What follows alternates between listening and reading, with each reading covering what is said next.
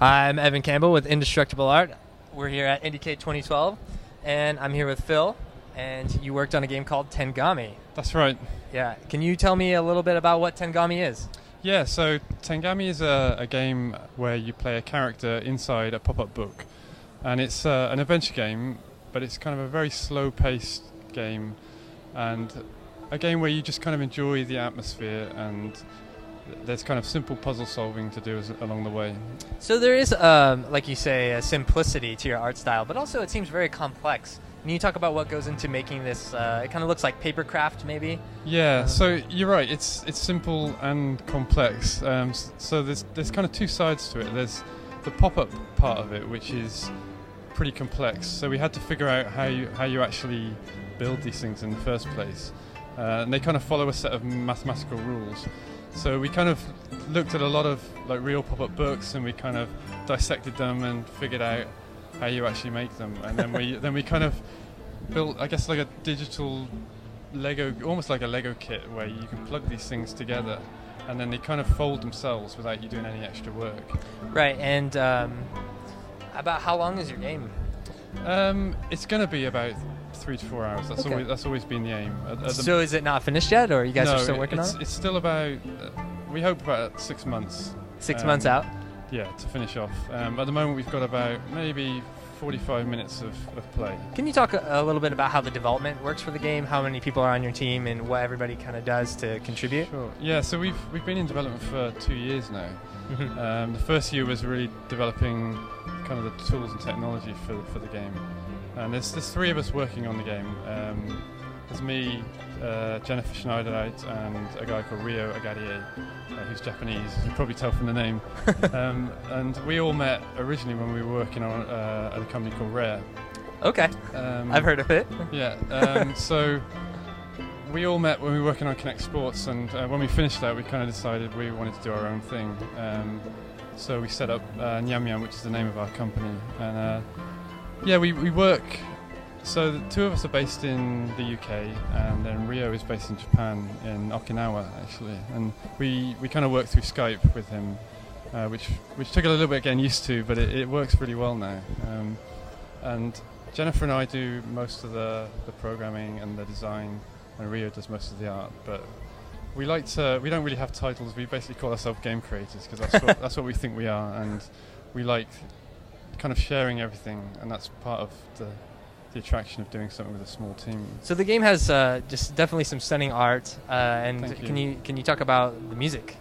Yeah, so we work again, and it's another ex-Rare guy that we're very fortunate to work with, a guy called David Wise, who is most well known for doing the music for Donkey Kong Country on the Nintendo 64. Rad. And it was very fortunate. He actually left Rare a couple of years before we did, and he's kind of got his own kind of freelance work that he does. And he kind of came to us and said, I really want to do the music for your game. We were like, sure, we'd love you to do the music for our game. And we just said we want something, the game's set in Japan, we want something that's kind of inspired by Japan, but that's good for like a Western ear, because some Japanese music can be very harsh and very minimalistic.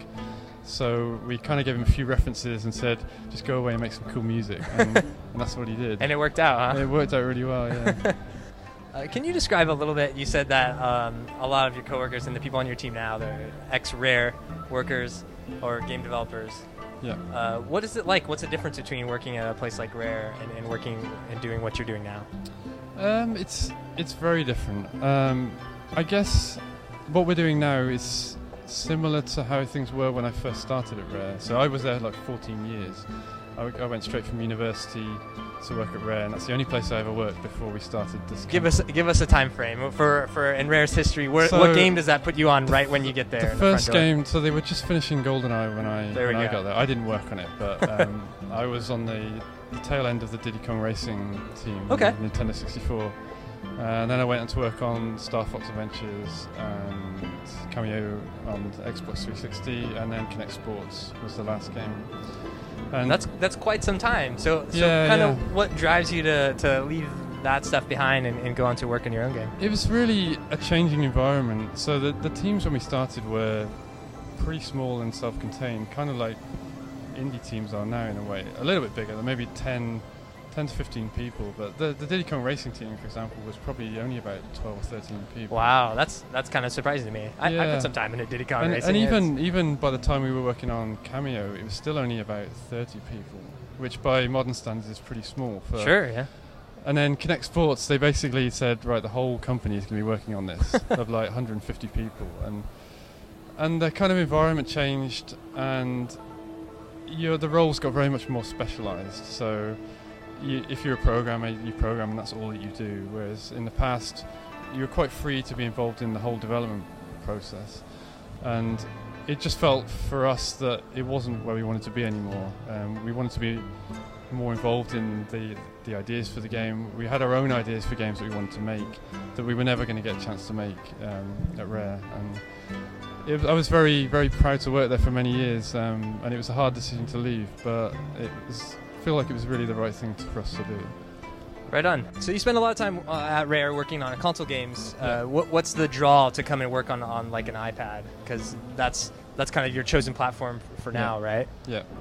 Yeah. So when we first sat down to think about what we wanted to do, it was just when the first iPad was actually coming out. It wasn't actually out yet when we left, but it was literally just coming out at that point in time.